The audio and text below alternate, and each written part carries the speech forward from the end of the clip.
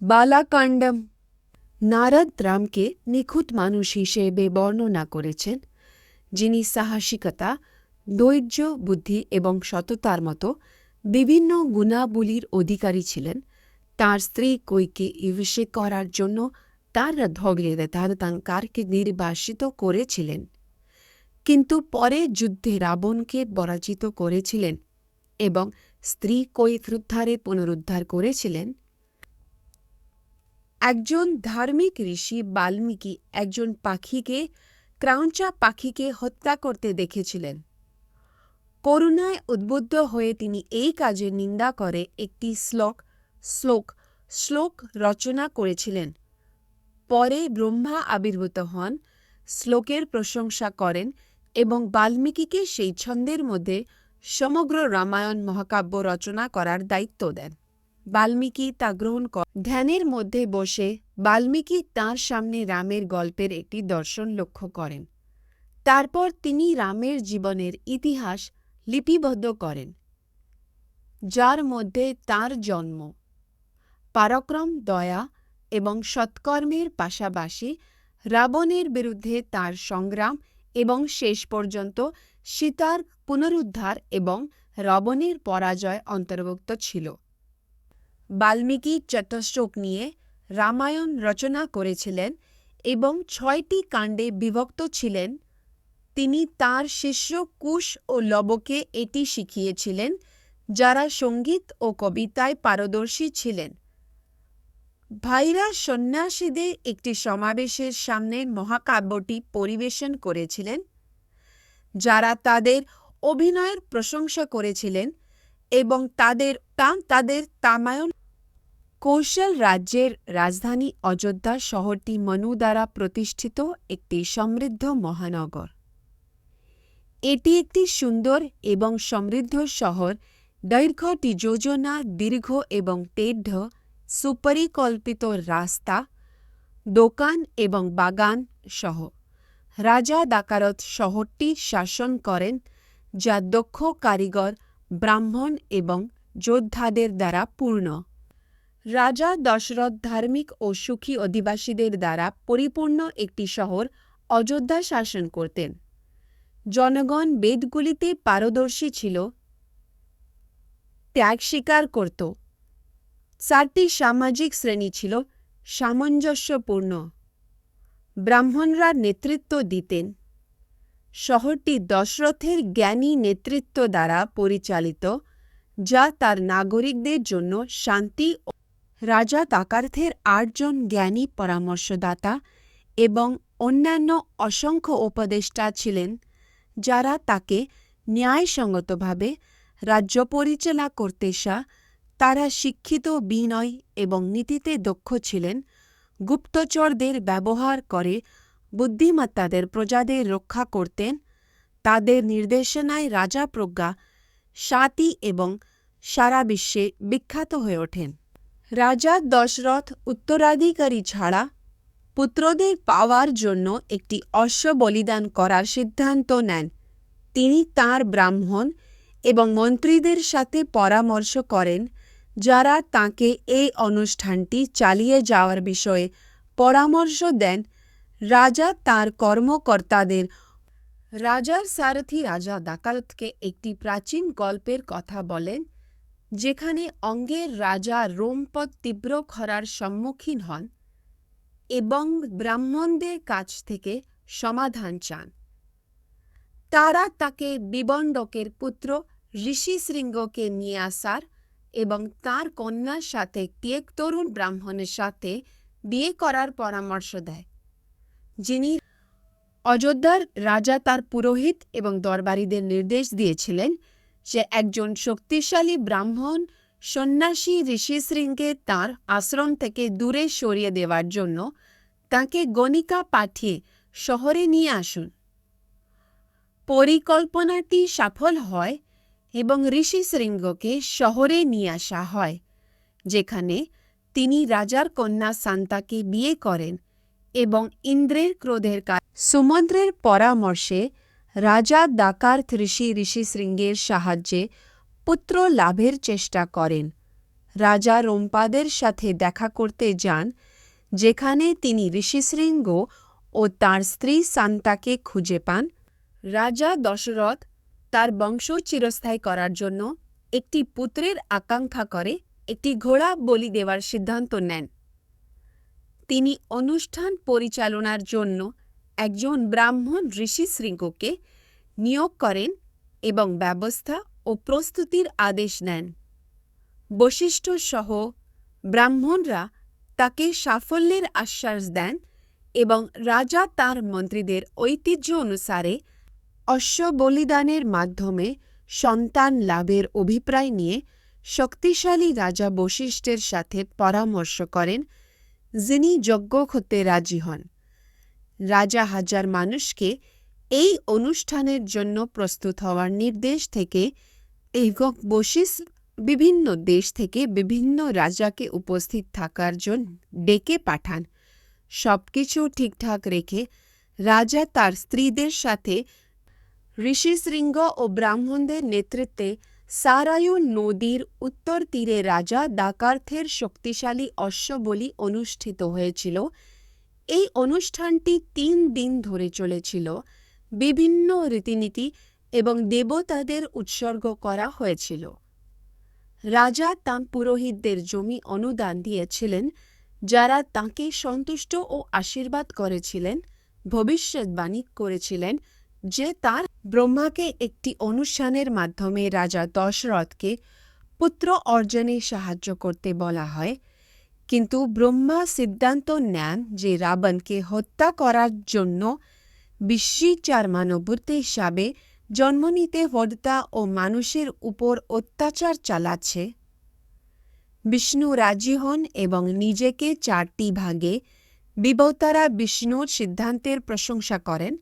রাবণের বিরুদ্ধে তার বিষ্ণু রাবণকে ধ্বংস করার জন্য মানব রূপ ধারণ করেন, যিনি মানুষ ব্যতীত বানেকত সমস্ত প্রাণীর কাছ থেকে অনাক্রম্যতা অর্জনের জন্য তপস্যা করেছিলেন।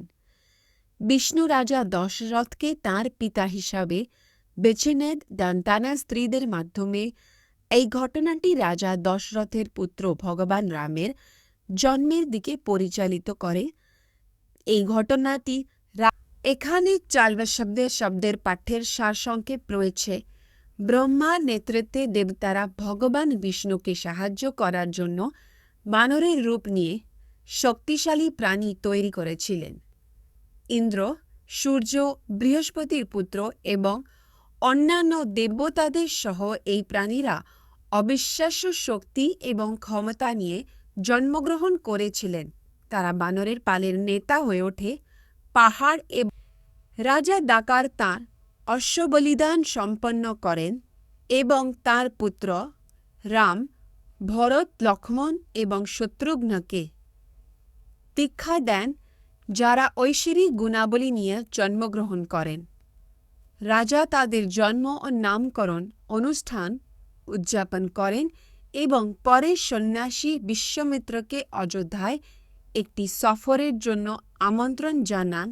যারা বিশ্বামিত্র একজন শক্তিশালী সন্ন্যাসী রাজা দশরথকে অনুরোধ করেন যে তিনি যেন তার পুত্র রামকে 2 দৈত্য ভাই মারিচা ও সুবিহুর কাছ থেকে তার বলিদান রক্ষা করার জন্য পাঠান। বিশ্বামিত্র প্রতিশ্রুতি দেন যে রাম অসুরদের পরাজিত করবেন এবং প্রচুর সম্মান অর্জন করবেন। এ বক্তা যজ্ঞ মঞ্জুর করেন। রাজা রামের প্রতি তাঁর ভালোবাসা। রাজা দশরথ তার যৌবন এবং অনভিজ্ঞতার কারণে তাঁর 4 বছর বয়সী পুত্র রামকে রাবণের নেতৃত্বে রাক্ষসী চাঁদেতে দ্বিধাবোধ করেন।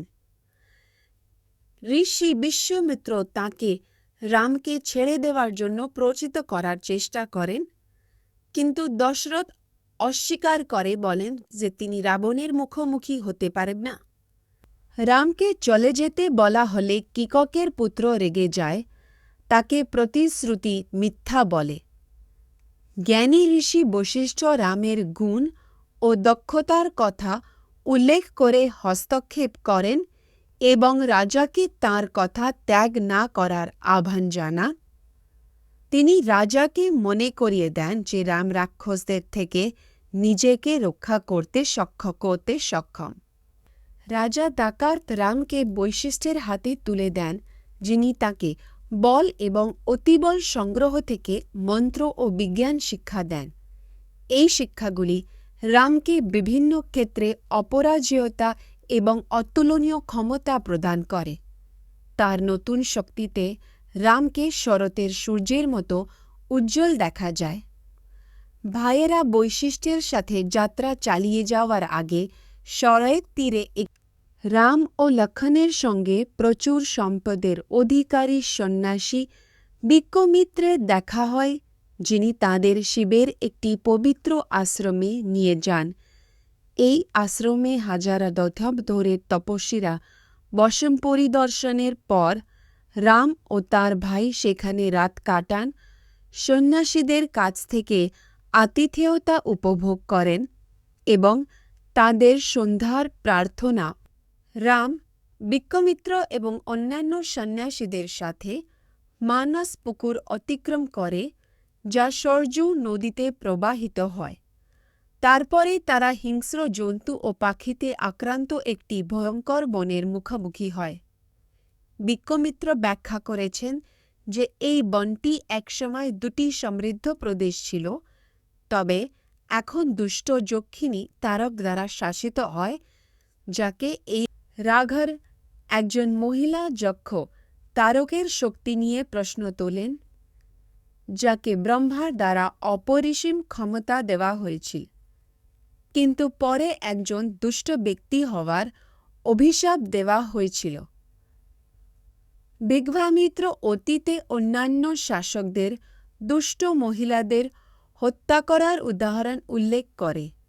ব্রাহ্মণ ও গরুর কল্যাণে রামকে তার নারীত্ব দ্বারা সুরক্ষিত রাক্ষস তারককে হত্যা করার জন্য দৃঢ় প্রতিজ্ঞ রাম তাকে এবং তার ভাই লক্ষ্মণকে ধ্বংস করার তার প্রচেষ্টাকে প্রতিহত করেন।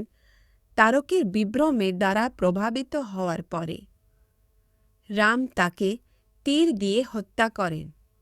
সন্তুষ্ট হয়ে দেবতারা রামকে পথ দেখানোর জন্য বিক্রমিত্রকে পুরস্কৃত করেন এবং একজন শক্তিশালী সন্ন্যাসী বিক্রমিত্র রাঘবকে বিভিন্ন স্বর্গীয় অস্ত্র প্রদান করেন, যার মধ্যে রয়েছে ডিসকাস, চক্র, গদা এবং ডাট, যা তাকে যুদ্ধে অপরাজেয় করে তোলে। বিক্রমিত্র তারপর মন্ত্র পাঠ করেন এবং অস্ত্রগুলি রামের সামনে উপস্থিত হয়। অস্ত্রগুলি তাদের নতুন প্রভুর প্রতি সন্তুষ্ট হয়ে তাঁর ইচ্ছা পূরণ করার অঙ্গীকার করে। এখানে টেক্সিস শব্দের একটি সংক্ষিপ্ত সারসংক্ষেপ রয়েছে। কাকতস্থ রাম বিশ্বামিত্রের কাছ থেকে শক্তিশালী অস্ত্র গ্রহণ করে এবং তাদের মন্ত্রগুলি শেখে। অস্ত্রগুলি মানব রূপে প্রকাশিত আছে। একটি মন্ত্র করি ব্যান আশ্রমকেও জিজ্ঞাসা করে। এখানে চাইফো শব্দের পাঠ্যের সারসংক্ষেপ রয়েছে। বিক্রমিত্র রামকে সিদ্ধগ্রহে বিষ্ণুর তপস্যা সম্পর্কে বলেন, যেখানে তিনি বহু শতাব্দী ধরে বসবাস করেছিলেন। দেবতারা তাকে একটি বামন রূপ ধারণ করতে এবং পৃথিবীর বালির অংশ গ্রহণ করতে বলেছিলেন, যা তিনি স্বর্গীয়দের সাহায্য করার জন্য করেছিলেন। বিক্রমিত্র তখন রাম ও লক্ষ্মণকে রাম ও লক্ষণ 6 রাত ধরে আশ্রমটি পাহারা দেন।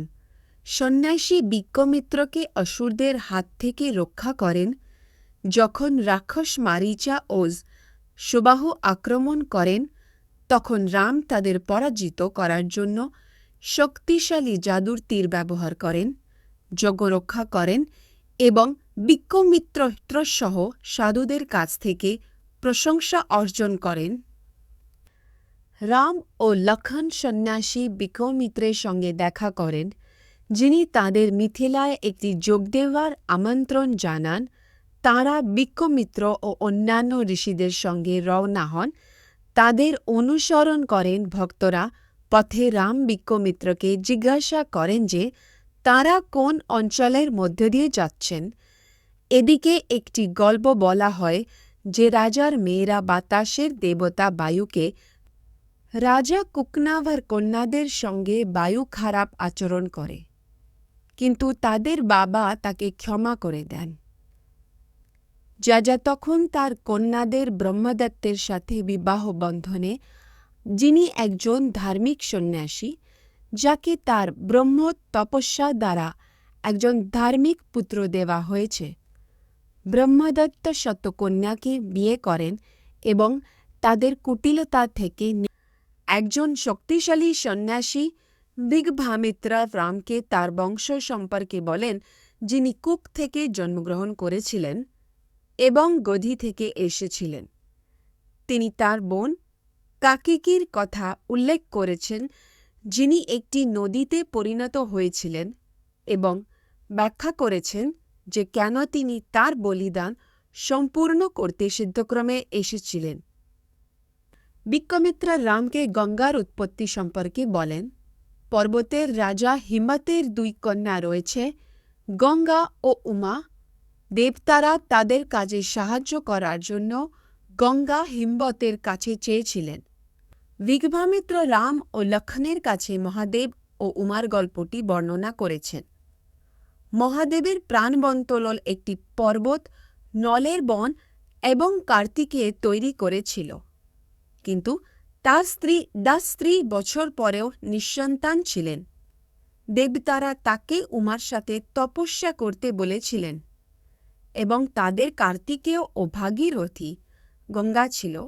তবে ইন্দ্র ও অগ্নির নেতৃত্বে দেবতারা তাদের পুত্রহীনতার সমস্যার সমাধানের জন্য ব্রহ্মার কাছে যে গঙ্গার শক্তির মাধ্যমে একটি পুত্রের জন্ম হবে এবং ভ্রূণটি ঐশ্বরিক শক্তি নিয়ে জন্মগ্রহণ করে, যার ফলে পৃথিবী ধাতু তৈরি হয়, শিশুটি কার্তিকে, যাকে স্কন্দ বলা হয়, কৃতিকার দ্বারা স্তন্যপান করা হয়েছিল এবং জন্মগত দক্ষতার অধিকার। অযোধ্যার রাজা সাগর তপস্যা করেছিলেন এবং ঋষি ভৃগু তাকে একটি বর দিয়েছিলেন, তার গৌরবময় সন্তান ও খ্যাতি হবে।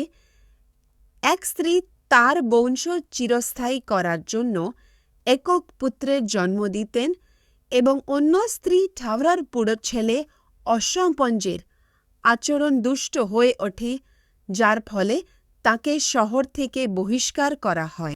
রাম ঋষি বিঘ্বামিত্রকে তার পূর্বপুরুষ সাগরের বলিদান সম্পর্কে জিজ্ঞাসা করেন। বিঘ্বামিত্র রামকে বলেন যে সাগরে 60,000 পুত্র পাহাড় ও মহাসাগর সহ সমগ্র পৃথিবী খনন করে চুরি হওয়া কোরবানি ঘোড়াটি খুঁজে বের করেন, যা দেবতা, অসুর এবং অন্যান্য প্রাণীদের বিরক্ত করে। মহাশয় স্বর্গীয় দেবতাদের জানান যে কপিলের রূপে বাসুদেব পৃথিবীকে বাঁচিয়ে রাখেন। সাগরের পুত্রের চুরি করা ঘোড়াটি খুঁজে বের পৃথিবীকে বাঁচিয়ে রাখেন। সাগরের পুত্রেবাতি চুরি করা তারা শেষ পর্যন্ত বাসুদেব এবং তার ঘোড়াকে আবিষ্কার করে এবং তার ক্রোধে ভস্মীভূত হয়ে যায়। রাজা সাগর তার নাতি আনকুমাতকে তার কাকা এবং কোরবানির ঘোড়া নিখোঁজ হওয়ার তদন্ত করতে পাঠান। পথে আনকুমাত বিভিন্ন প্রাণীর মুখোমুখি হয়, যার মধ্যে একটি হাতিও রয়েছে, যে তাকে জানায় যে তার কাকা কপিল দ্বারা বৃহত্তর মঙ্গলের জন্য গ্রাস করা হয়েছিল। আনকুমাত একজন পাখি প্রভু সুপর্ণার দিক নির্দেশনা নিয়ে ঘোড়াটি উদ্ধার করে রাজা দিলীপের পুত্র ভগীরথ গঙ্গা নদীকে স্বর্গ থেকে নামিয়ে আনার জন্য কঠোর তপস্যা করেছিলেন। ব্রহ্মা তার ইচ্ছা পূরণ করতে রাজি হন এবং শিবকে গঙ্গাকে মাথায় ধরে রাখার নির্দেশ দেন। বহু বছর পর ভগীরথের প্রচেষ্টা পুরস্কৃত হয় যখন শিব গঙ্গাকে মুক্তি দেন, যিনি পৃথিবীতে প্রবাহিত হন, সাগরের জন্য পেতে চুদের ফেলেন এবং রাজা ভগীরথ গঙ্গার জল নিয়ে সমুদ্রে আসেন এবং তাঁর পূর্বপুরুষদের পুত্রদের ছাই ধুয়ে নেওয়ার পর ব্রহ্মা তাঁকে জানান যে তাদের স্বর্গে হস্তান্তর করা হয়েছে। বিক্রমিত্রের গঙ্গার সমুদ্রে অবতরণের কাহিনী শুনে রাম ও লক্ষ্মণ বিস্মিত হন। পরের দিন সকালে তাঁরা বিক্রমিত্রের সঙ্গে নদী পার হয়ে বিকালা শহরে প্রবেশ করেন। রাম তার রাজকীয় বংশ সম্পর্কে জিজ্ঞাসা করেন এবং বিক্রমিত্র একটি পৌরাণিক কাহিনী বর্ণনা করেন যে কিভাবে দেবতারা সমুদ্র মন্থন করে অমৃত এবং দেবী বরুণ ও অমৃত সহ বিভিন্ন দিতি তার ছেলেদের মৃত্যুতে শোকার্ত হয়ে কাশ্যপাকে এমন একটি পুত্রের জন্য জিজ্ঞাসা করে যে সাকরাকে হত্যা করতে পারে। কাশ্যপ রাজি হন এবং তার গর্ভকে নিষিক্ত করার জন্য তার হাতের তালু দিয়ে তিনি যখন ফেলেন। তিনি যখন তপস্যা অনুশীলন করছিলেন তার ব্যক্তিকে ঘষেছিলেন। যাই হোক, দিতি তার ভুলের কারণে যা ভ্রূণকে 7টি অংশে বিভক্ত করেছি ইন্দ্রের কাছে অনুরোধ করে যে তাদের মারুদের অভিভাবক হওয়ার অনুমতি দিন। ইন্দ্র রাজি হন এবং দিতিপুত্ররা বিভিন্ন অঞ্চল জুড়ে শক্তিশালী প্রাণী হয়ে ওঠেন। পাঠ্যটি তখন বিকাশ শহরে রাম এবং বিঘ্বামিত্রের মধ্যে কথোপকথনে ঝাঁপিয়ে পড়ে। দশরথের পুত্ররা বিঘ্বামিত্রের সাথে দেখা করে এবং অতিথি হিসাবে স্বাগত জানায়। সন্ন্যাসী তাদের মিথিলায় একটি প্রাচীন আশ্রমের কথা বলে যা একসময় গৌতমের মালিকানাধীন ছিল, যিনি ইন্দ্রের প্রতারণামূলক রূপের দ্বারা অন্যায় করেছিলেন। গৌতম ইন্দ্রকে তার অন্ডকোষ হারানোর অভিশাপ দেন। সহস্র চক্ষু বিশিষ্ট দেবতা শক্র গৌতমের অভিশাপের কারণ সরিয়ে ফেলেন। স্বর্গীয়রা এটিকে একটি ভেড়ার অন্ডকোষের সাথে যুক্ত করে পুনরুদ্ধার করেছিলেন, যা তারা ইন্দ্রকে উপহার দিয়েছিলেন। এদিকে অহল্যা তার পাপ থেকে শুদ্ধ হয়ে গৌতমের সাথে পুনরায় মিলিত হয়েছিল। মিথিলার উদ্দেশ্যে রওনা হওয়ার আগে রাম ও লক্ষণ জনকের বলিদানের জন্য যজ্ঞস্থলে পৌঁছন। সন্ন্যাসী বিক্রমিত্র তাদের স্বাগত জানান এবং তাদের বাসস্থানের ব্যবস্থা করেন। জনক বিক্রমিত্রকে অভিবাদন জানান এবং রাম ও লক্ষণ সম্পর্কে জিজ্ঞাসা করেন, যাদের বীর ও অমর হিসাবে বর্ণনা করা হয়। বিক্রমিত্র জনককে মিথিলায় গৌতমের জ্যেষ্ঠ পুত্র সত্যেন্দ্র রামের উপস্থিতিতে বিস্মিত হন। একজন শক্তিশালী তপস্বী বিক্রমিত্র ব্যাখ্যা করেন যে রামকে তার পরিবার স্বাগত জানি একজন শক্তিশালী রাজা আমন্ত্রণচারী তার পূর্বপুরুষ কৌশিকের গল্প শোনার জন্য আমন্ত্রণ জানান, যিনি একজন শক্তিশালী রাজা ও সন্ন্যাসী ছিলেন। একজন শক্তিশালী রাজা এবং সন্ন্যাসী বিক্রমিত্র বশিষ্ঠের আশ্রমে যান, যেখানে তাকে উষ্ণ অভ্যর্থনা জানানো হয় এবং খাবার ও আতিথেয়তার সাথে বিনোদন দেওয়া হয়। দুজনে কথোপকথনে লিপ্ত হন, একে অপরের মঙ্গল সম্পর্কে প্রশ্ন বিনিময় করেন। বিক্রমিত্র বশিষ্ঠের আতিথেয়তা গ্রহণ করেন এবং রাজকীয় অতিথি এবং তার বাহিনীর ভরণ পোষণের জন্য বিক্রমিত্র বশিষ্ঠের চাকর সাভালকে 1 লক্ষ ঘুড়ির জন্য অর্থ প্রদানের জন্য অনুরোধ করেন। বশিষ্ঠ অস্বীকার করেন, এই বলে যে সাভাল তার মঙ্গল ও দৈনন্দিন আচার অনুষ্ঠানের জন্য অপরিহার্য এবং তাকে আলাদা করা যায় না। বিক্রমিত্র বিনিময়ে বিভিন্ন উপহার প্রদান করেন, কিন্তু বশিষ্ঠ তার প্রত্যাখ্যানে দৃঢ় থাকেন। বিঘ্বামিত্র একজন শক্তিশালী রাজা সন্ন্যাসী বশিষ্ঠের একনিষ্ঠ সেবক সাভালকে নিয়ে যাচ্ছিলেন। তবে সাভাল সন্দেহ করেছিলেন যে তিনি বশিষ্ঠের দ্বারা পরিত্যক্ত হয়েছেন এবং তার কাছে ফিরে যান।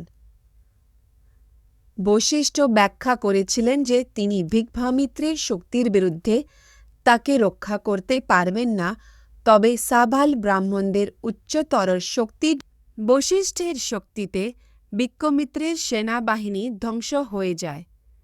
বিক্রমিত্র তখন বৃষরাজ দেবতার কাছ থেকে তীরন্দাজির দক্ষতা অর্জনের জন্য তপস্যা করেছিলেন। নতুন ক্ষমতা বশিষ্ঠের আশ্রমকে মারাত্মক অস্ত্র দিয়ে আক্রমণ করেছিলেন, কিন্তু বশিষ্ঠ ক্ষিপ্ত হয়ে যমের গদির মতো একটি লাঠি তুলে নিয়েছিলেন, যা বিক্রমিত্রকে আঘাত করার জন্য। একজন শক্তিশালী ক্ষয় বিক্রমিত্র বিভিন্ন ঐশ্বরিক অস্ত্র দিয়ে বশিষ্ঠকে আক্রমণ করেন, কিন্তু ব্রহ্মদণ্ডের দ্বারা ব্যর্থ হন। ক্ষিপ্ত হয়ে বিক্রমিত্র একটি শক্তিশালী ব্রহ্ম অস্ত্র নিক্ষেপ করেন, কিন্তু বশিষ্ঠ আবার জয়লাভ করেন। অবশেষে বিক্রমিত্র পরাজয় স্বীকার করেন এবং এখানে সহস্র শব্দের একটি সংক্ষিপ্ত সারসংক্ষেপ রয়েছে। বশিষ্ঠের শত্রু হওয়ার পর বিক্রমিত্র 1000 বছর ধরে কঠোর তপস্যা করেছিলেন। ব্রহ্মা তাঁকে রাজর্ষি হিসেবে স্বীকৃতি দিয়েছিলেন এবং দেবতাদের সঙ্গে স্বর্গে গিয়েছিলেন। যাই হোক, বিক্রমিত্র অনুভব করেছিলেন যে তাঁর তপস্যার কোনো প্রকৃত মূল্য নেই, তাই তিনি রাজা ত্রিশঙ্কুর 100 পুত্র তাকে অভিশাপ দিয়ে বলে যে সে তাদের পিতা এবং তাদের প্রতি অসম্মান করার কারণে চণ্ডালে বহিষ্কৃত হয়ে যাবে। রাজা চণ্ডালে পড়ে যান এবং সন্ন্যাসী বিক্রমিত্রের কাছে সাহায্য চান, যার ফলে সাহায্যের জন্য আবেদন করা হয়। বিক্রমিত্রের পুত্র ও শিষ্যরা রামের জন্য বলি দেওয়ার জন্য ব্রাহ্মণদের একত্রিত করে, কিন্তু রামের চণ্ডাল মর্যাদার কারণে বশিষ্ঠের পুত্ররা তা প্রত্যাখ্যান করে। বিক্রমিত্র ক্রুদ্ধ হয়ে তাদের অভিশাপ দেয় যে তারা নির্বাসিত হয়ে জন্ম নেবে, 60 জনের জীবন ভোগ করবে এবং মহোদয় নিষাদাহুদ তপস্যার জীবন ভোগ করবে। একজন শক্তিশালী সন্ন্যাসী বিক্রমিত্র নিজের স্ব-অর্জিত তপস্যার মাধ্যমে শারীরিকভাবে রাজা ত্রিশঙ্কুকে স্বর্গে নিয়ে যাওয়ার শপথ করে। দেবতাদের কাছ থেকে বেশ কয়েকটি প্রচেষ্টা ও অভিশাপের পরে বিক্রমিত্রের ব্রতটি দেবতাদের দ্বারা সম্মানিত হয়, যার ফলে ত্রিশঙ্কুকে স্বর্গে অমর হিসাবে বিক্রমিত্র সন্ন্যাসীদের চলে যাওয়ার পর বিক্রমিত্রের দল বন ছেড়ে চলে যায়। রাজা অম্বরীশ ইন্দ্রের দ্বারা চুরি করা টি আত্মত্যাগী পশুর সন্ধান করেন এবং বিকল্প হিসাবে তার এক পুত্রকে বিক্রি করার জন্য ঋচিকাকে প্রচুর পুরস্কার প্রদান করেন। প্রাথমিকভাবে প্রত্যাখ্যান করে ঋচিকার কনিষ্ঠ পুত্র সুনাককে বিক্রি করা হয় না, তবে তাদের দ্বিতীয় পুত্র সুনাসেফা একজন বিশিষ্ট রাজা তার পরিবারের দ্বারা পরিত্যক্ত হওয়ার পরে তার মামা বিক্রমিত্রের কাছ থেকে সুরক্ষা চান। বিক্রমিত্র সাহায্য করতে রাজি হন এবং সুনাসেফকে নির্দেশ দেন যে কিভাবে অগ্নিকে সাহায্য করে, এবং রাজার এই অনুষ্ঠানটি সফলভাবে সম্পন্ন হয়। বিক্রমিত্র একজন শক্তিশালী তপস্বী মেনকা একজন অপ্সরা দ্বারা বিভ্রান্ত হন এবং তার তপস্যা 5 বছরের জন্য বাধাগ্রস্ত হয়। তারপরে তিনি তাকে ত্যাগ করে এবং উত্তর পর্বতমালায় কঠোর তপস্যায় লিপ্ত হন, তবে এখনও তার ইন্দ্রিয়গুলিকে বশীভূত করতে ব্যর্থ হন। তিনি আরও 1000 বছর ধরে তাকে মহর্ষি ইন্দ্র রাম্ভাকে সন্ন্যাসী বিক্রমিত্রকে প্রলুব্ধ করার জন্য পাঠান, কিন্তু তার প্রচেষ্টা ব্যর্থ হয় যখন সে রেগে যায় এবং তাকে 10 বছরের মতো থাকার অভিশাপ দেয়। অনুশোচনায় পূর্ণ হয়ে বিক্রমিত্র আত্মপ্রত্যাখ্যানের জীবন যতক্ষণ করার শ্বাস স্থগিত করেন যতক্ষণ না একজন শক্তিশালী সন্ন্যাসী বিক্রমিত্র 1000 বছর ধরে পূর্ব দিকে তপস্যা করেন, নীরব ও স্থির থাকেন। দেবতারা তাকে রাজি করানোর চেষ্টা করেন, কিন্তু তিনি অটল থাকেন। অবশেষে দেবতারা ব্রাহ্মণত্ব ও দীর্ঘায়ুর জন্য তাঁর ইচ্ছাকে মঞ্জুর করেন এবং বিশ্বমিত্র ব্রহ্মার পুত্র বশিষ্ঠী মিথিলার রাজা জনক আগমনকারী ঋষি বিশ্বমিত্র এবং রাঘব রামকে স্বাগত জানান। জনক ব্যাখ্যা করেন যে তিনি তার কন্যা সীতাকে বিয়ে করার জন্য রামের যোগ্যতার পরীক্ষা নিচ্ছেন। যিনি ঐশ্বরিক ধনুকটি বাঁধতে পারেন এমন প্রত্যেকের জন্য তাকে পুরস্কার হিসাবে প্রদান করছেন। অনেক রাজা এটি বাঁকাতে ব্যর্থ হয়েছেন, কিন্তু জনক আশা করেন যে রাম সফল হবেন। এখানে সোহসাজি শব্দের পাঠ্যের সারসংক্ষেপ রয়েছে। রাজা জনক রামের কাছে ঐশ্বরিক ধনুকটি উপস্থাপন করেন। যিনি এটি স্ট্রিং করতে পারেন তাকে চ্যালেঞ্জ করেন। রাম সহজে ধনুকটি ধরে ফেলেন, স্ট্রিংটি ঠিক করেন এবং এটিকে দুই ভাগে ভাগ করেন। একটি উচ্চ শব্দ তৈরি করে জনক তার কন্যা সীতাকে প্রতিশ্রুতি মিথিলা থেকে দূতেরা অযোধ্যায় এসে পৌঁছয় এবং রাজা দশরথকে জানান যে জনক তার কন্যা সীতাকে রামকে দান করতে চান। তার পরাক্রম প্রত্যক্ষ করার পর জনকের সাথে এক জোটের সম্ভাবনায় রাজা আনন্দিত হন এবং পরের দিন মিথিলায় একটি প্রতিনিধি দল পাঠানোর সিদ্ধান্ত নেন। রাজা দ্বারকার বিদে পৌঁছন, যেখানে রাজা জনক তাকে সম্মানের সঙ্গে স্বাগত জানান। পরের দিন জনক দ্বারকার থেকে পবিত্র পুরুষদের সঙ্গে তাঁর কন্যাদের সঙ্গে যজ্ঞ ও বিবাহের জন্য আমন্ত্রণ জানান। দ্বারকার্থ রাজি হন এবং উভয় রাজা আনন্দে জনক তার ভাই কুশধ্বজের কাছে একটি বার্তা পাঠান, যা তাকে বলিদানের জন্য আসতে বলে।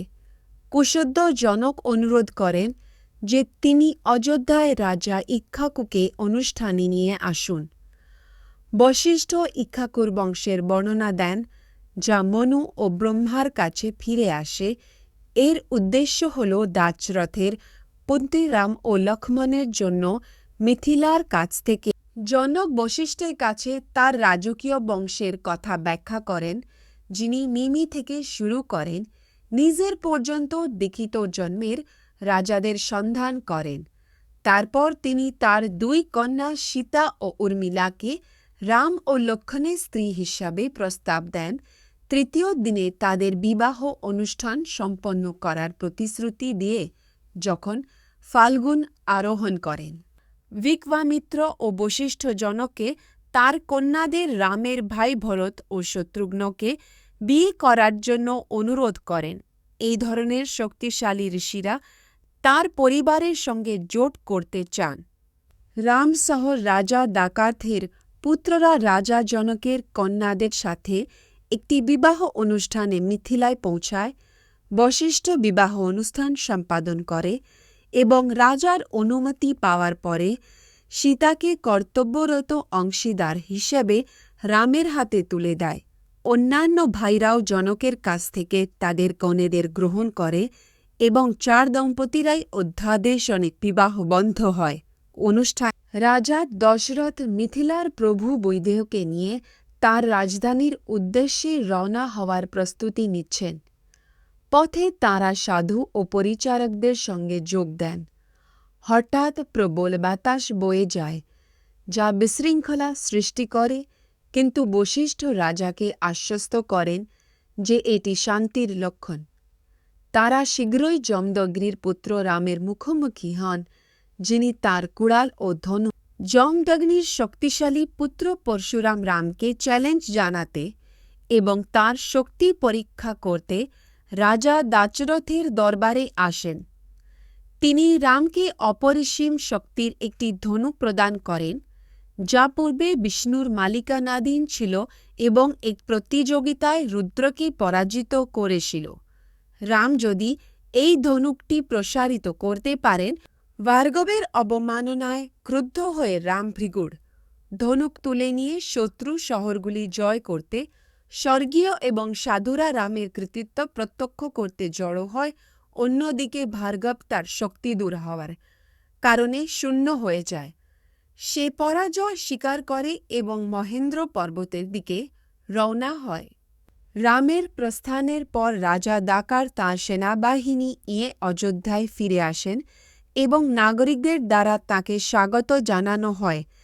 তিনি তার পুত্র ভরতের সাথে পুনরায় মিলিত হন, যিনি রামের দূরে থাকাকালীন রাজপ্রতিনিধি নিযুক্ত হয়েছিলেন। রাম রাজা হিসাবে তার দায়িত্ব পুনরায় শুরু করেন, তার জ্ঞানী ও সহানুভূতিশীল নেতৃত্ব দিয়ে তার পিতা এবং পুত্র রামের ব্যতিক্রমী গুণাবলী নিয়ে গর্বিত রাজা দাকাত তাঁকে উত্তরাধিকারী হিসাবে প্রতিষ্ঠিত দেখতে চান। তিনি রামকে মর্যাদা দেওয়ার জন্য অভিজাতার এতরেত করেন, এই আশায় যে এটি তার দুঃখ দূর করবে এবং জনগণের সমৃদ্ধি নিয়ে আসবে। রাজা রামের গুণাবলীর প্রশংসা করেন, তাঁকে দেবতা এবং মহান বীরদের সাথে তুলনা। এখানে 40 শব্দের পাঠের সারসংক্ষেপ রয়েছে। রাজা দশরথ তার অবসর গ্রহণের ইচ্ছার কথা ঘোষণা করেন, রামকে উত্তরাধিকারী হিসেবে স্থাপন করেন। রাজকুমার ও দরবারীরা রামের গুণাবলীর প্রশংসা করেন, তার শক্তি, দয়া, প্রজ্ঞা এবং সাহসিকতার কথা উল্লেখ করেন। তারা সর্বসম্মতভাবে রাজাকে রাজা দশরথ ব্রাহ্মণদের একটি প্রতিনিধিদলকে স্বাগত জানান, যারা তাঁর পুত্র রামের উত্তরাধিকারী হিসাবে। রাজা অনুষ্ঠানের প্রস্তুতির আদেশ দেন, যার মধ্যে রয়েছে লক্ষ লক্ষ ব্রাহ্মণকে খাবার ও সজ্জা। তারপর রামকে তার বাবার সামনে নিয়ে আসা হয়, যিনি তাকে উষ্ণভাবে স্বাগত জানান এবং ন্যায্যভাবে নির্দেশা। এখানে 40 শব্দের একটি সংক্ষিপ্ত সারসংক্ষেপ রয়েছে। আসন্ন মৃত্যু এবং অশুভ স্বপ্নের কারণে রাজা দশরথ রামকে উত্তরাধিকারী হিসাবে স্থাপন করা সিদ্ধান্ত নেন। তিনি রামকে সেই রাতে সীতার সাথে উপবাস করার নির্দেশ দেন এবং পুষ্য সংযোগের সময় পরের দিন প্রতিষ্ঠিত হওয়ার নির্দেশ দেন। রামের মা কৌকল্যা এই খবরে অত্যন্ত রাজা দশরথ বশিষ্ঠকে ডেকে পাঠান রামকে উত্তরাধিকারী হিসাবে প্রতিষ্ঠার জন্য প্রস্তুত করার জন্য। বশিষ্ঠ রামের বাসস্থান প্রস্তুত করে, এদিকে অযোধ্যা রামের প্রতিষ্ঠার জন্য প্রস্তুত করার জন্য। বশিষ্ঠ রামের বাসস্থানগুলি অপেক্ষার ফলে অনুষ্ঠানের জন্য অপেক্ষা করছে। রাজা বশিষ্ঠের সাথে সাক্ষাতের পরে তার প্রাসাদে ফিরে আসেন। রাম এবং তাঁর স্ত্রী সীতা নারায়ণের উপর অগ্নি নৈবেদ্য এবং ধ্যানসহ সন্ধ্যার অনুষ্ঠানগুলি সৌম্যের উত্তরাধিকারী হিসাবে প্রতিষ্ঠার জন্য শহরটি সজ্জিত হওয়ার সাথে নাগরিকরা সীতার সাথে তাঁর উপবাস নিয়ে আনন্দিত হয় এবং অনুষ্ঠানের জন্য অপেক্ষা করে। অনুষ্ঠানটি প্রত্যক্ষ করতে আগ্রহী বিভিন্ন অঞ্চলের লোকদের দ্বারা মন্থর একজন পরিচারিকা কৈকস্যিতে রামের মা হিসাবে তার সৌভাগ্য সম্পর্কে বলে, যাকে রাজা দশরথ দ্বারা উত্তরাধিকারী সূচিত করা হবে। মন্থরের কথাগুলি কৈকে কৌশিতে ক্রোধ ও শোকে জ্বালিয়ে দেয়, যার ফলে সে বুঝতে পারে যে তার নিজের পুত্র ভরত রাজ্যে তার ন্যায্য স্থান বাস্তুচ্যুত হবে। কৈকের পরিচারিকা মন্থর রামের রাজা হওয়া নিয়ে বিরক্ত হন এবং কাইকের চিতে আসন্ন দুঃখের বিষয়ে সতর্ক করেন। কৈকেয়ী রামকে রক্ষা করে বলেন যে তিনি তার গুণাবলীর কারণে রাজ্যে যোগ্য। মন্থর ভবিষ্যৎ বংশেদের বাদুক বংশতে দাঁত দেওয়া হবে এবং কৈকে উচ্ছেদে তার পুত্রকে রামের দ্বারা উৎখাত হওয়া থেকে বাঁচানোর জন্য পদক্ষেপ নেওয়ার পরামর্শ। মন্থরের দ্বারা ক্রুদ্ধ ও প্রভাবিত হয়ে কৈকেয়ী দাবি করেন যে রাজা দশরথ যেন রামকে 1 বছরের জন্য জঙ্গলে নির্বাসিত করেন এবং ভরতকে আপাত উত্তরাধিকারী হিসেবে স্থাপন করেন। তিনি এই লক্ষ্য অর্জনের জন্য অসুরদের বিরুদ্ধে যুদ্ধের সময় তার স্বামীর দেওয়া 2টি বর ব্যবহার করার পরিকল্পনা করেন। মন্থরের প্রতি কৈকেয়ীর গর্ব ও প্রশংসা তাকে তার রাজা দশরথ রামের প্রতিষ্ঠার বিষয়ে রানী কৈকেয়ীকে জানানোর জন্য তার ভিতরের অ্যাপার্টমেন্টে প্রবেশ করেন, কিন্তু তাকে রাগে মাটিতে শুয়ে থাকতে দেখেন। তিনি আলতো করে হাত রেখে জিজ্ঞাসা করেন যে কি ভুল, কিন্তু তিনি নিজের জন্য একটি বর পাওয়ার স্বার্থপর অভিপ্রায় প্রকাশ করেন, যা শেষ পর্যন্ত রামের নির্বাসনের দিকে পরিচালিত করবে। কৈকেয়ী রাজা দশরথকে 2টি বর দেওয়ার জন্য প্ররোচিত করেন, যা তিনি আগে তাকে প্রতিশ্রুতি দিয়েছিলেন। তিনি তাকে তার পুত্র ভরতকে আপাত উত্তরাধিকারী হিসাবে স্থাপন করতে এবং তার জ্যেষ্ঠ পুত্র রামকে 4 বছরের জন্য জঙ্গলে নির্বাসিত করতে বলেন। রাজা তার প্রভাবে এই বরগুলি দিতে রাজি হন। রাজা দশরথ তার প্রিয় পুত্র রামকে 4 বছরের জন্য জঙ্গলে নির্বাসনে পাঠানোর কৈকেয়ীর দাবিতে বিধ্বস্ত হয়ে পড়েন।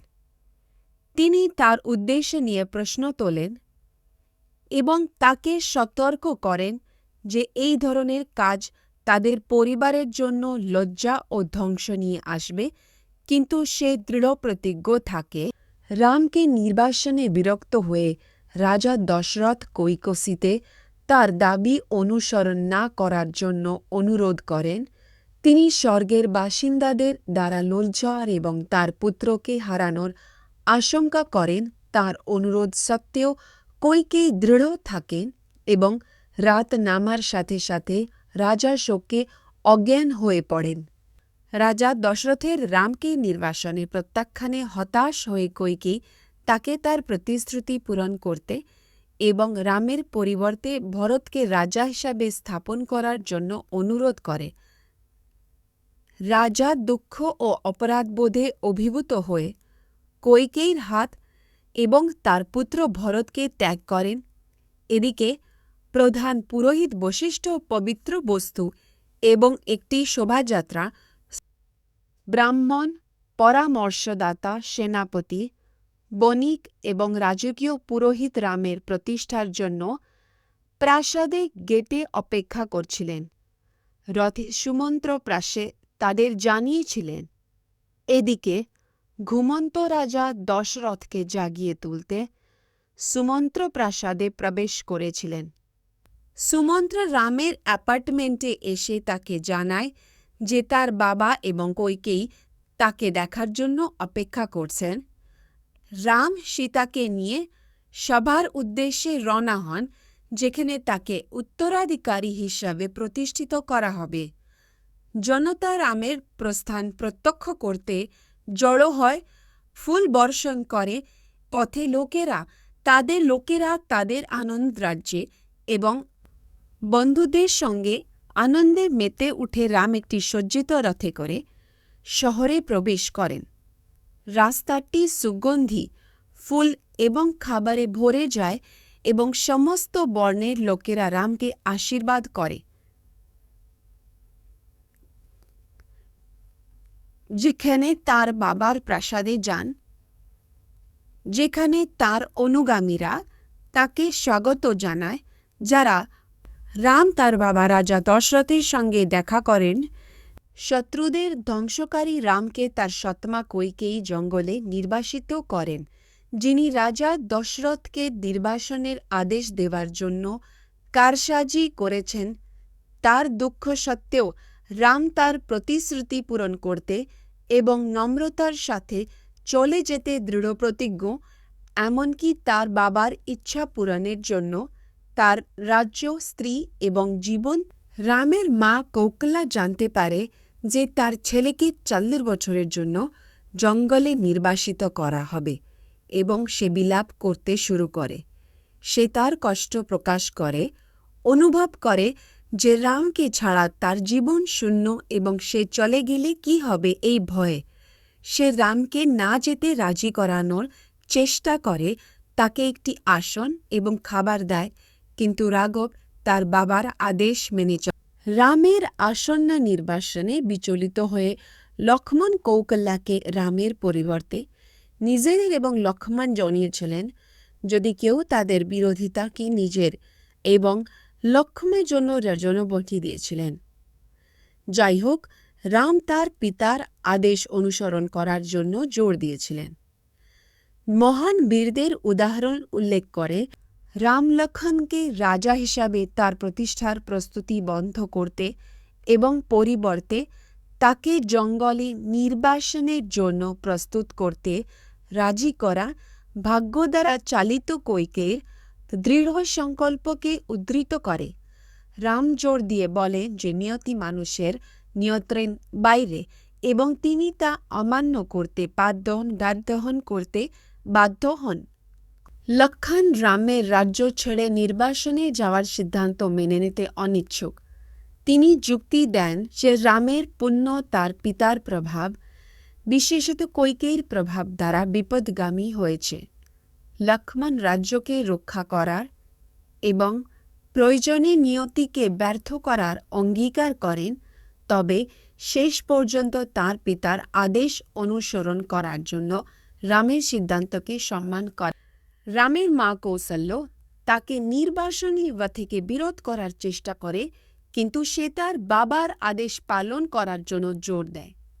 বিচ্ছেদের চিন্তায় সে শোকাহত হয়ে পড়ে, কিন্তু সে তার সাথে নিয়ে যেতে বলে। কিন্তু সে তাকে আশ্বস্ত করে যে সে দূরে থাকাকালীন তার ভাই ভরত তার ভালো যত্ন নেবে। সে তাকে স্বর্গীয় প্রাণীদের উপাসনা এবং সেবা করার পরামর্শ তার রামের মা কৌকল্যা জঙ্গলে তার পুত্রকে রক্ষা করার জন্য শুভ অনুষ্ঠান পালন করেন।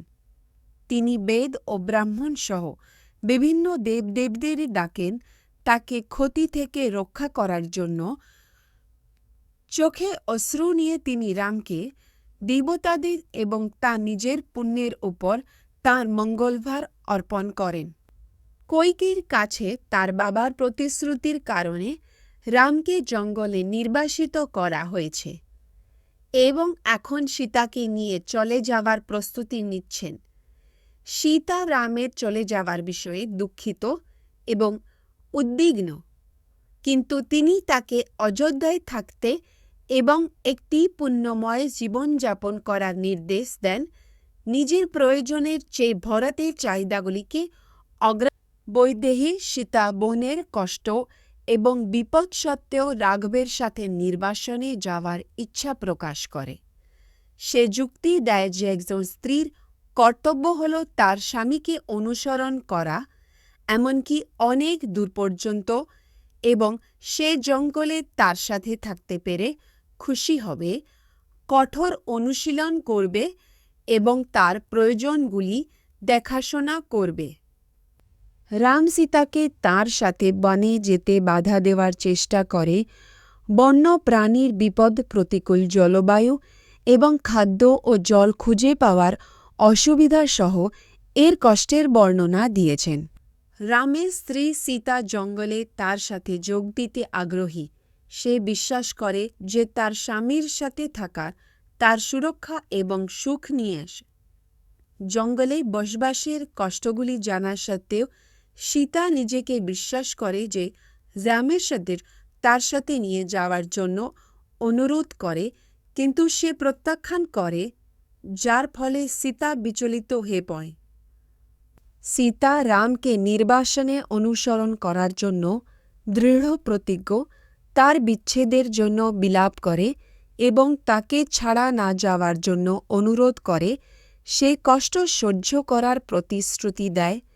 তার ভক্তিতে অনুপ্রাণিত হয়ে রাম তাকে আশ্বস্ত করে যে সে তাকে পরিত্যাগ করতে পারবে না এবং তাকে দণ্ডক বনে তার সাথে যাওয়ার অনুমতি দেওয়ার সিদ্ধান্ত নেয়। লক্ষ্মণ রামের সাথে জঙ্গলে নির্বাসনে যেতে চায়, কিন্তু রাম তাদের মায়ের মঙ্গলের জন্য উদ্বেগের কথা উল্লেখ করে তাকে নিরুৎসাহিত করার চেষ্টা করে।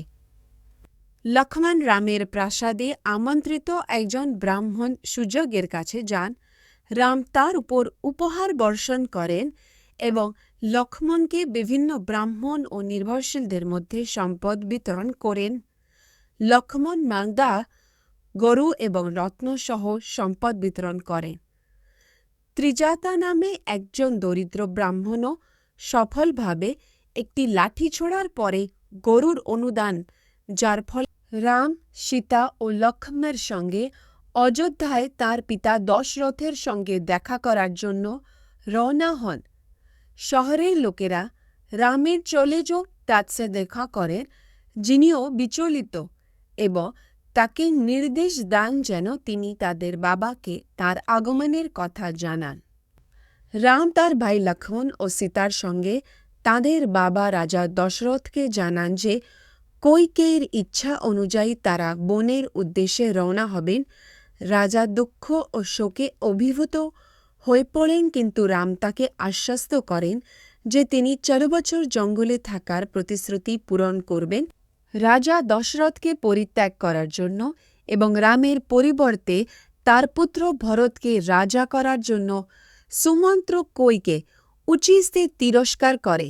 সে তাকে সতর্কতে দেয় যে এটি অত্যন্ত লজ্জার বিষয় হয়ে দাঁড়াবে এবং তার স্বামীর ইচ্ছাগুলি বিবেচনা করা উচিত, যা সর্বাগ্রে। সুমন্ত্রের কঠোর কথা সত্ত্বেও কইকেয়ী অনড় থাকে তার পরিকল্পনাটি দেখার জন্য।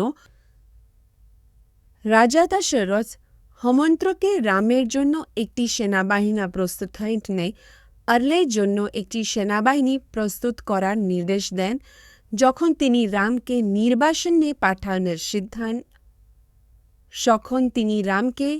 নির্বাসনে পাঠানোর সিদ্ধান্ত নেন। কইকেয়ী এই সিদ্ধান্তের বিজ্ঞ পরামর্শ প্রকাশ করে যে অসমঞ্জের অপরগুলি রাম তার রাজকীয় পোশাক ত্যাগ করেন এবং কইকেয়ীর অনুরোধে তপস্বী পোশাক পরেন। তাঁর স্ত্রী সীতাকেও একই ধরনের পোশাক, যার ফলে তিনি কষ্ট ও লজ্জা পান। গুরু বশিষ্ঠ হস্তক্ষেপ করেন, কইকেয়ী যেতে পরামর্শ দেন যে রামকে অবশ্যই সীতার সাথে জঙ্গলে যেতে দেওয়া উচিত, কারণ তিনি তাঁর সিংহাসন দখল করবেন এবং তা পাশে শাসন করবেন।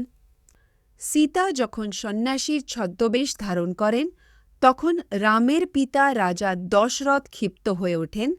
তিনি জীবন, পুণ্য এবং খ্যাতির প্রতি সমস্ত শ্রদ্ধা বর্জন করেন এবং তাঁর স্ত্রী কইকে উচিতে রামকে স্বাচ্ছন্দ্যে জঙ্গলে নির্বাসিত করার অনুরোধের জন্য তিরস্কার করেন। পরিবর্তে তিনি ন্যূনতম ব্যবস্থা নিয়ে তার সাথে যাওয়ার জন্য জোর দেন। রাজা দশরথ শোকার্ত হয়ে বুঝতে পারে যে রামের নির্বাসন তার অতীতের অপরাধের শাস্তি। তিনি সুমন্ত্রকে রামকে নির্বাসনে যাওয়ার নির্দেশ দেন এবং সীতাকে তার যাত্রার জন্য অলঙ্কার প্রদান করেন। এদিকে কৌশল্য সীতাকে রামের প্রতি অনুগত থাকতে উৎসাহিত করেন এবং রাজার স্ত্রীরা তার থেকে তাদের বিচ্ছেদ নিয়ে বিলাপ করেন। রাম, সীতা এবং লক্ষ্মণ বছরের নির্বাসনে যাওয়ার আগে অযোধ্যায় রামের মা কৌশল্যা সহ তাদের পরিবারের সদস্যদের বিদায় জানান। রাঘবের চলে যাওয়ার জন্য লোকেরা শোক প্রকাশ করলে শহরটি বিশৃঙ্খলার মধ্যে পড়ে যায়। এমনকি রাজা দাকার্থ শোকের মধ্যে পড়ে যান।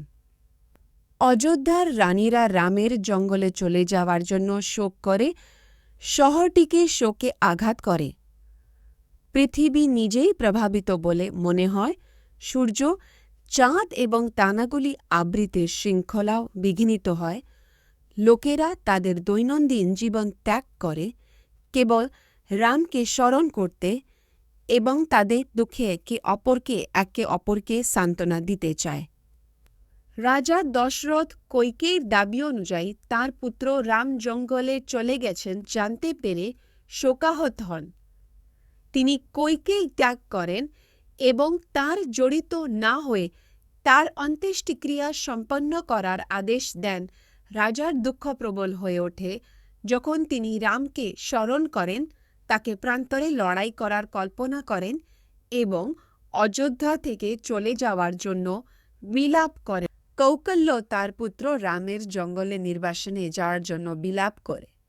এই ভয় যে কৈকেয়ী শক্তিশালী ও বিপজ্জনক হয়ে উঠবে, সে আশা করে যে সীতা ও লক্ষ্মণের সাথে তার ফিরে আসা অযোধ্যা ও তার জনগণের জন্য আনন্দ বয়ে আনবে, কিন্তু তাদের বিচ্ছেদের শোকের মধ্যে ডুবে যায়।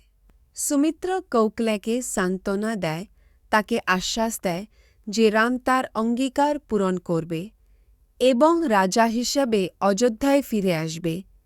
সে রামের গুণাবলীর প্রশংসা করে বলে যে সে অপরাজেয় এবং রাজ্যে সমৃদ্ধি নিয়ে আসবে।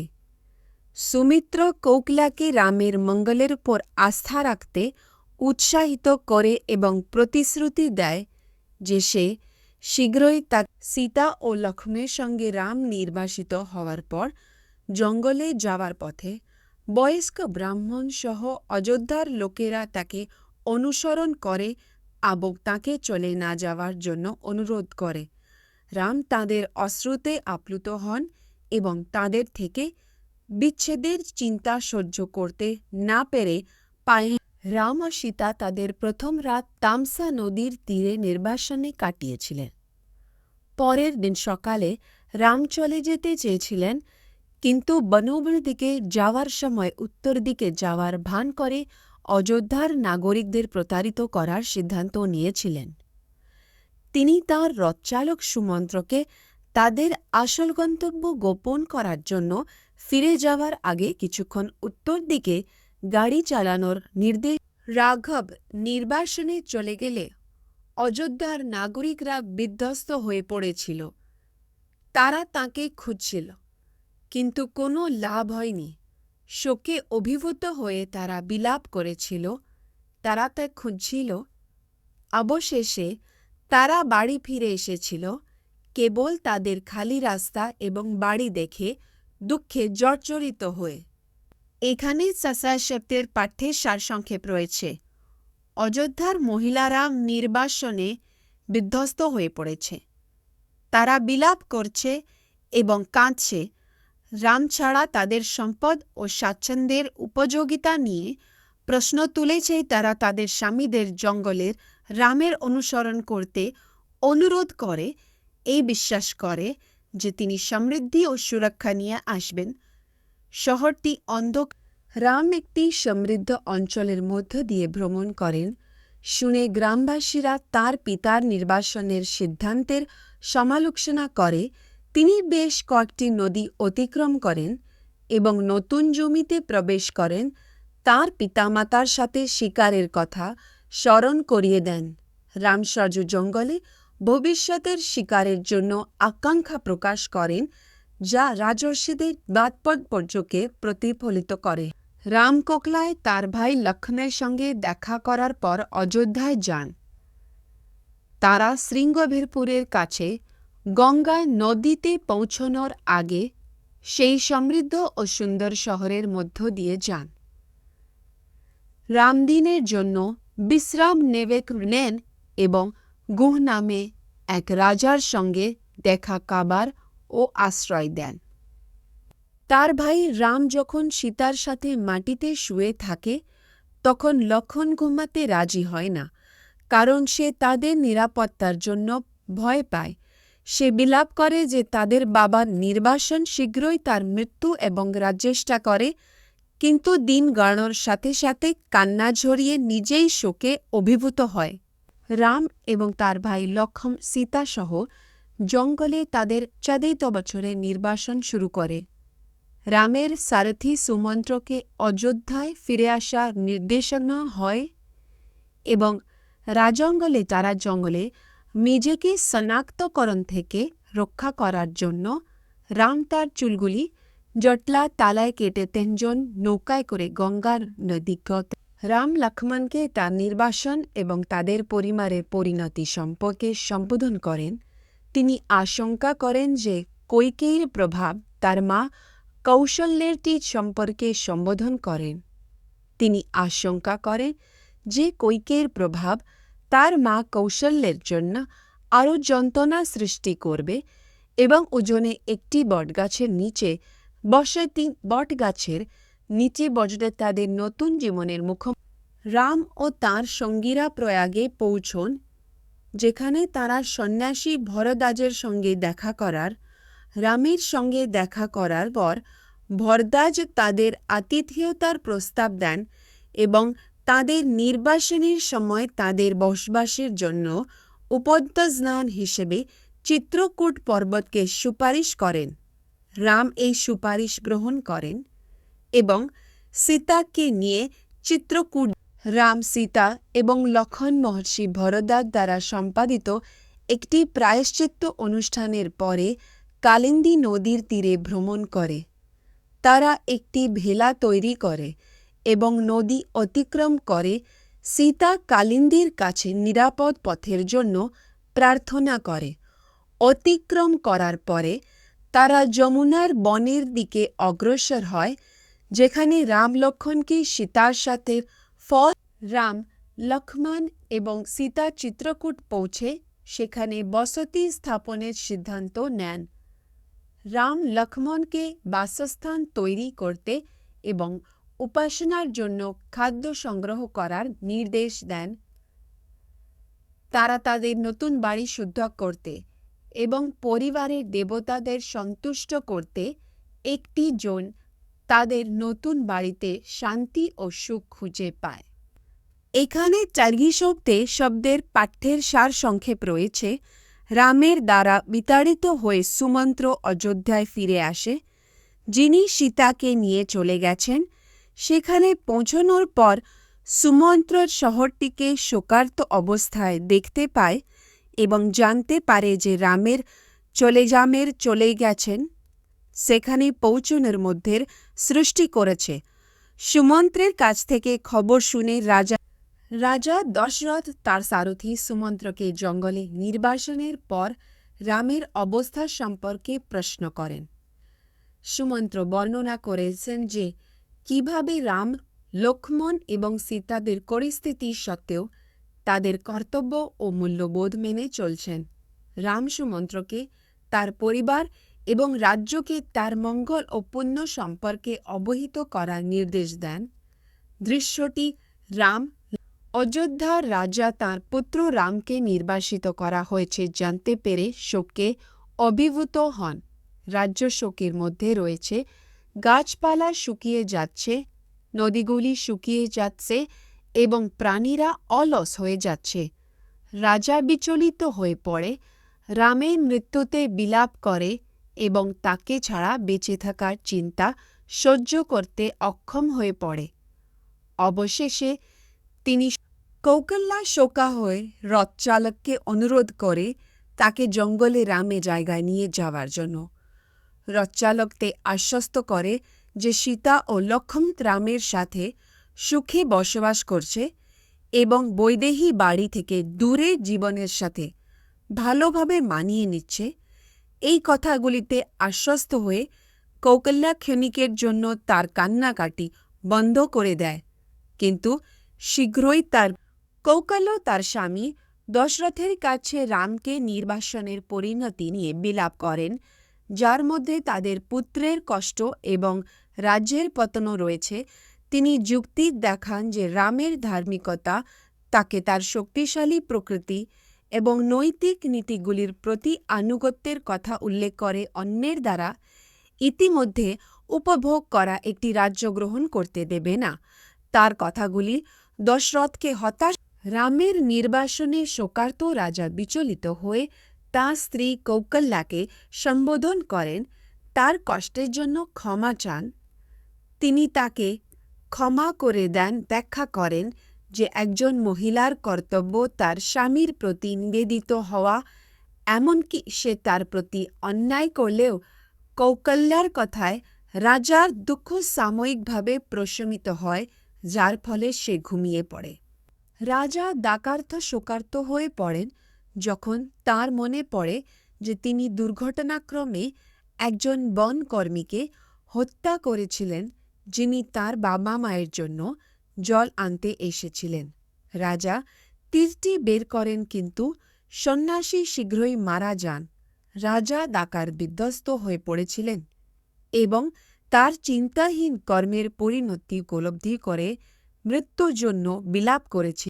রাজা দশরথ তার পুত্র রামের নির্বাসনের জন্য শোকে অভিভূত হয়ে ভুলবশত একজন সন্ন্যাসীকে হত্যা এবং পরিণতির মুখোমুখি হওয়ার একটি ফ্ল্যাশব্যাক স্মৃতি রয়েছে। সন্ন্যাসী তাকে তার পুত্রের জন্য শোকে মারা যাওয়ার অভিশাপ দেয়, যা শেষ পর্যন্ত রাজা দশরথের মৃত্যুর দিকে পরিচালিত করে। রামকে আবার দেখতে নেই তার ভাগ্যের জন্য। রাজদরবার সকাল পর্যন্ত সঙ্গীত, নৃত্য এবং উৎসবে পূর্ণ।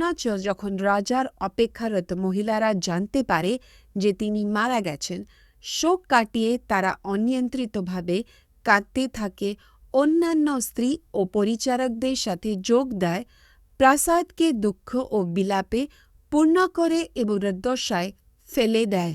কইকের নিষ্ঠুরতা রাজা দশরথের স্বর্গে আরোহণ এবং রামের নির্বাসনের দিকে পরিচালিত করেছে। কইকে ইচিতে রাঘব রাজবংশ ধ্বংস করার জন্য অভিযোগ করে ঔকল্যার হৃদয়গ্রাহী হয়ে পড়ে। অযোধ্যায় শহরটি শোকে পূর্ণ হয়ে যায় যখন স্ত্রীরা তাদের ক্ষতির জন্য শোক করে এবং রাজার মৃত্যুতে তার ভূমিকার জন্য কইকে ঈর্ষিতে। অযোধ্যার পরামর্শদাতারা রাজ্যের সংকট নিয়ে আলোচনা করার জন্য রাজপুরোহিত বশিষ্ঠের সঙ্গে মিলিত হন। রাজা ছাড়া তাঁর জন্য রাজপুরোহিত বিশৃঙ্খলার সৃষ্টি হয়। তাঁরা বশিষ্ঠকে রাজ্যের স্থিতিশীলতা ও নৈতিকতা পুনরুদ্ধারের জন্য ইক্ষ্বাকুর বংশধরদের মধ্যে থেকে একজন নতুন রাজা নির্বাচন করার আহ্বান জানান।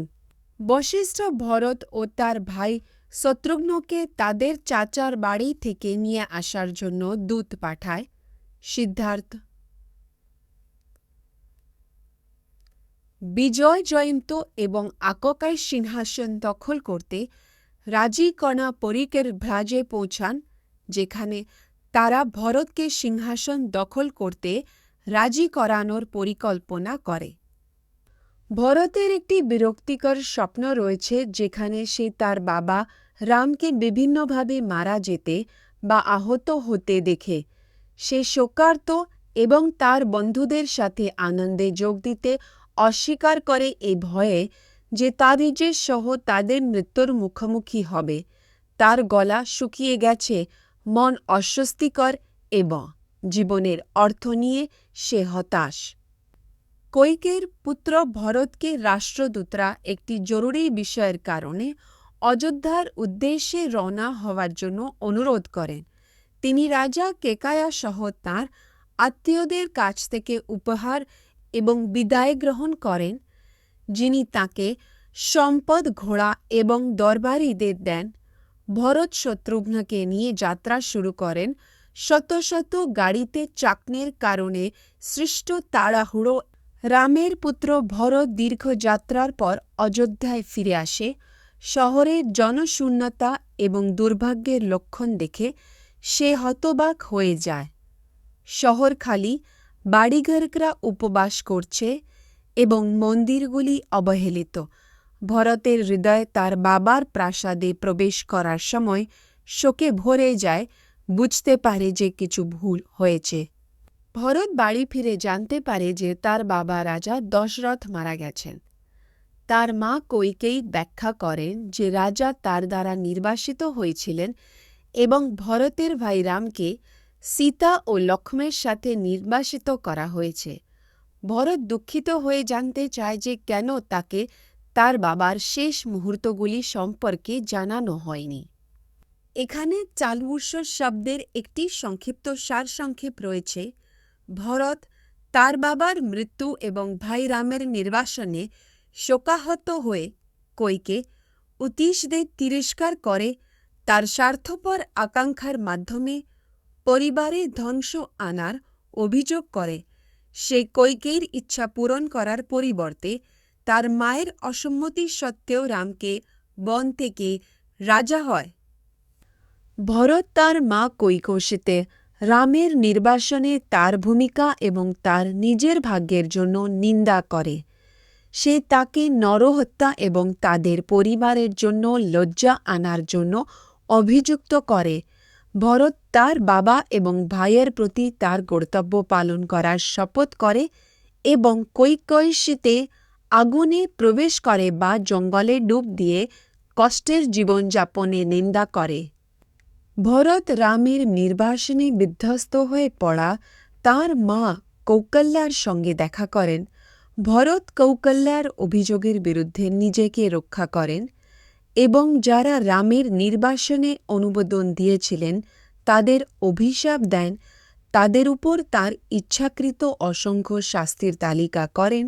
অবশেষে শোকে অভিভূত হয়ে ভরত মাটিতে পড়ে যায় এবং তার দুঃখ সহ্য করতে না ভরত শোকের সঙ্গে তার পিতার মৃত্যুতে শোক প্রকাশ করেন। ঋষি বশিষ্ঠ তাকে অন্ত্যেষ্টিক্রিয়া অনুষ্ঠান করার পরামর্শ দেন। ভরত তার নির্দেশ অনুসরণ করেন এবং অনুষ্ঠানগুলি অত্যন্ত শ্রদ্ধার সাথে সম্পন্ন করা হয়। রাজার দেহদাহ করা হয় এবং তার স্ত্রী ও পরিচারকরা প্রাচীন ঐতিহ্য অনুসারে 10 দিনের শোক পালন করে।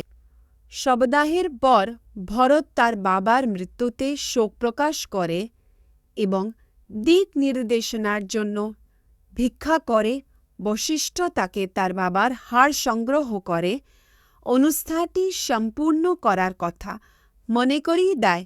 শত্রুঘ্ন ভেঙে পড়ে, কিন্তু জন্ম ও মৃত্যুর অনিবার্যতা সম্পর্কে রাজকুমাররা শেষ পর্যন্ত আচারগুলি শেষ করার জন্য এখানে 4 স্বেচ্ছাদের পাঠ্যের সারসংক্ষেপ রয়েছে।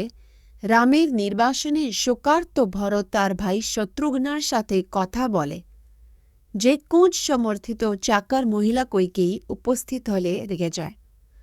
শত্রুঘ্ন তাকে আক্রমণ করে, কিন্তু ভরত হস্তক্ষেপ করার পরে তার জীবন বাঁচায়, বলে যে একজন মহিলাকে হত্যা করা যাবে না।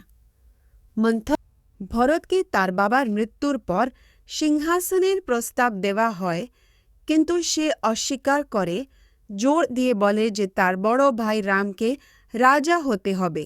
সে রামকে নির্বাসন থেকে ফিরিয়ে আনার এবং তার জায়গায় শাসন করার শপথ করে। পরামর্শদাতা ও দরবারীদের কাছ থেকে প্রশংসা অর্জন করে। তারা যেখানে রাম বসবাস করছেন সেখানে বনের মধ্যে একটা এখানে 80 শব্দের পাঠ্যের সারসংক্ষেপ রয়েছে। ভারতের নেতৃত্বে দক্ষ শ্রমিকদের একটি বড় সেনাবাহিনীর জন্য একটি রাস্তা প্রস্তুত করে।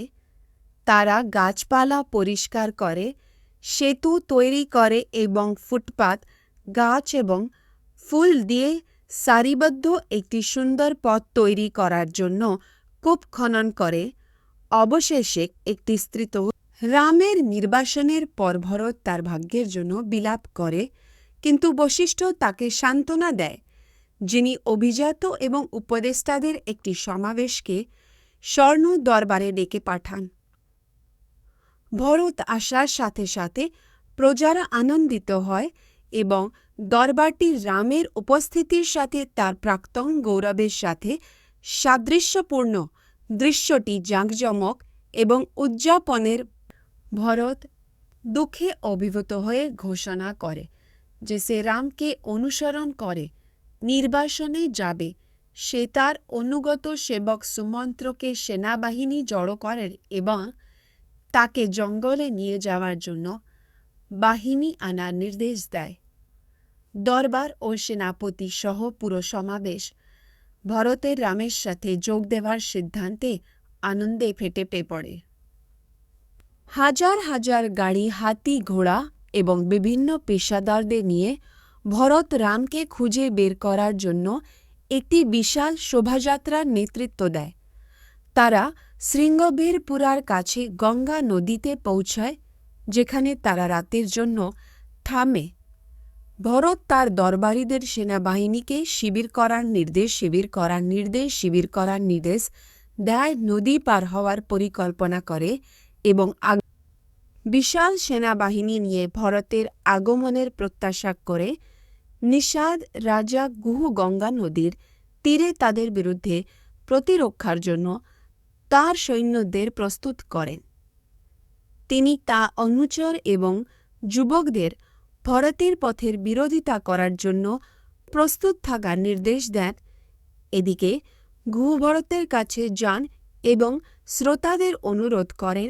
সম্ভবত এখানে তায়সাদ্দি শব্দের পাঠ্যের সারসংক্ষেপ রয়েছে। ভরত গুহকে বলে যে সে রামের কোনো ক্ষতি করতে চায় না এবং তাকে নির্বাসন থেকে ফিরিয়ে আনতে চায়। গুহ ভরতের নিঃস্বার্থতার প্রশংসা করে। গুহ রামের প্রতি লক্ষণের ভক্তির বর্ণনা দিয়েছেন, যিনি নির্বাসনে থাকা তার ভাইয়ের ভাগ্য নিয়ে চিন্তিত। লক্ষণ তাদের বাবার জীবন এবং অযোধ্যার ভবিষ্যতের জন্য ভয় পান, কিন্তু রাম ও সীতাকে রক্ষা করার শপথ করেন যতক্ষণ না তারা একসঙ্গে বাড়ি ফিরে আসতে পারে। গুহের নির্দেশ নেয় তারা ভাগীরথী নদী পার হয়ে জঙ্গলে যোগ ব্রেশ করে। তারা ভরত শোকে অভিভূত হয়ে গুহকে তার ভাই রামের অবস্থান সম্পর্কে জিজ্ঞাসা করে। গুহ ব্যাখ্যা করেন যে তিনি রাম ও সীতার প্রয়োজনের ব্যবস্থা করেছিলেন, কিন্তু তারা অন্যদের কাছ থেকে খাবার বা জল না নিয়ে ক্ষত্রিয় নৈতিকতার প্রতি অনুগত তাদের নজর রাখতেন, ইন্দ্রের মতো তাদের পাহারা দিতেন। ভরত সেই জায়গায় যান যেখানে রাম ও সীতা মাটিতে ঘুমিয়েছিলেন। তিনি বিশ্বাস করতে পারেন না যে তার ভাই, একজন বিলাসবহুল রাজা, পৃথিবীতে শুয়ে পড়বেন। ভরত রামের উদাহরণ অনুসরণ করা যায় এবং তাদের পরিবারের সম্মান পুনরুদ্ধার করা যায় এবং তাদের গঙ্গার তীরে এক রাতের পর রাম শত্রুঘ্নকে গুহকে জাগিয়ে তোলার জন্য অনুরোধ করেন, যিনি সত্য নৌকা ও রাফট ব্যবহারকে নেতৃত্ব দেন। সেনাবাহিনী নিরাপদে প্রয়াগ জঙ্গলে পৌঁছে যায়, যেখানে ভরত সন্ন্যাসী ভরদ্বাজের কাছে যাওয়ার জন্য কিছু সৈন্য নিয়ে যায়। ব্রাহ্মণের ছদ্মবেশে রাম বশিষ্ঠের সাথে ভরদ্বাজের আশ্রমে ভরদ্বাজ রামকে চিনতে পারেন এবং তাকে উষ্ণ অভ্যর্থনা জানান, তার কল্যাণ এবং অযোধ্যার বিষয় জিজ্ঞাসা করেন। তবে যখন তিনি সন্দেহ করেন যে রামের ভাই ভরত তার বিরুদ্ধে ষড়যন্ত্র করতে পারেন, তখন তিনি আশ্বস্ত হন যে ভরত রামকে রাজ্যে ফিরিয়ে আনতে চান, তার ক্ষতি করবেন না।